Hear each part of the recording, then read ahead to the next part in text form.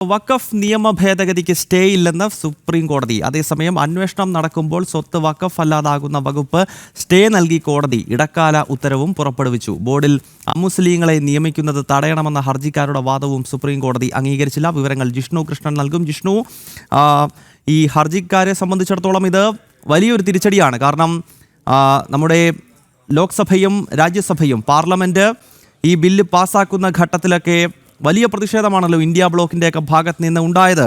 ഈ ഇന്ത്യ സഖ്യത്തിലെ പല പ്രധാനപ്പെട്ട രാഷ്ട്രീയ പാർട്ടികളും ഒപ്പം മുസ്ലിം രാഷ്ട്രീയത്തിൻ്റെ, മുസ്ലിം പൊളിറ്റിക്സിൻ്റെ വക്താക്കളെന്ന് പറയുന്ന മുസ്ലിം ലീഗും അതുപോലെ തന്നെ സമസ്ത ഉൾപ്പെടെയുള്ള സംഘടനകളും ഒക്കെ ഹർജി നൽകിയിരുന്നു. അവരുടെ പ്രധാനപ്പെട്ട ആവശ്യം ഈ സർക്കാർ മുന്നോട്ട് വെച്ച വഖഫ് ഭേദഗതി നിയമം പൂർണ്ണമായി സ്റ്റേ ചെയ്യണമെന്നാണ്.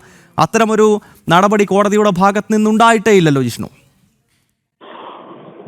ഗൗതം, 72-ലധികം ഹർജികളായിരുന്നു സുപ്രീം കോടതിക്ക് മുൻപിലേക്ക് എത്തിയത്. അതിൽ മുസ്ലിം ലീഗും ഒപ്പം കോൺഗ്രസിന്റെ എംപിമാരുണ്ട്, RJD, സമാജ്വാദി പാർട്ടി, ഇടത് എംപിമാർ, അസദുദ്ദീൻ ഒവൈസി തുടങ്ങി 72 ഹർജികൾ. ആ ഹർജികളിലെല്ലാം പ്രധാനപ്പെട്ട വാദം എന്നുള്ളത് വഖഫ് നിയമ ഭേദഗതി പൂർണ്ണമായും റദ്ദാക്കണം എന്നുള്ളതായിരുന്നു. എന്നാൽ ആ ആവശ്യം അംഗീകരിക്കാതെയാണ് നിലവിൽ സുപ്രീം കോടതി ഇടക്കാല ഉത്തരവ് പുറപ്പെടുവിച്ചിട്ടുള്ളത്. വഖഫ് നിയമ ഭേദഗതിയിലെ പ്രധാനപ്പെട്ട വകുപ്പുകളിൽ ഒന്നും ഇടപെടാതെ 2 വകുപ്പുകൾ മാത്രം ചീഫ് ജസ്റ്റിസ് അധ്യക്ഷനായിട്ടുള്ള ബെഞ്ച് സ്റ്റേ ചെയ്തിട്ടുണ്ട്. അതിലൊന്ന് 5 വർഷമെങ്കിലും മുസ്ലിം മതം അനുഷ്ഠിച്ചവർക്ക് മാത്രമേ വഖഫ് ചെയ്യാനാകൂ എന്ന ഭേദഗതി കോടതി സ്റ്റേ ചെയ്തിരിക്കുകയാണ്. കൂടാതെ വഖഫ് സ്വത്തിൽ അധികാര തർക്കമുണ്ടായി കേസ് നടക്കുന്ന ഘട്ടത്തിൽ ആ ഭൂമി സ്വത്ത് വഖഫ് ആകില്ല എന്ന ഭേദഗതിയും സുപ്രീം കോടതി സ്റ്റേ ചെയ്യുന്നു. അതിനപ്പുറത്തേക്ക് ഈ വഖഫ് നിയമ ഭേദഗതിയിലെ പ്രധാനപ്പെട്ട ഭേദഗതികളൊന്നും തന്നെ ഇടപെടാനോ അതിൽ സ്റ്റേ നൽകാനോ അതിനെതിരെ ചോദ്യം ഉന്നയിക്കാനോ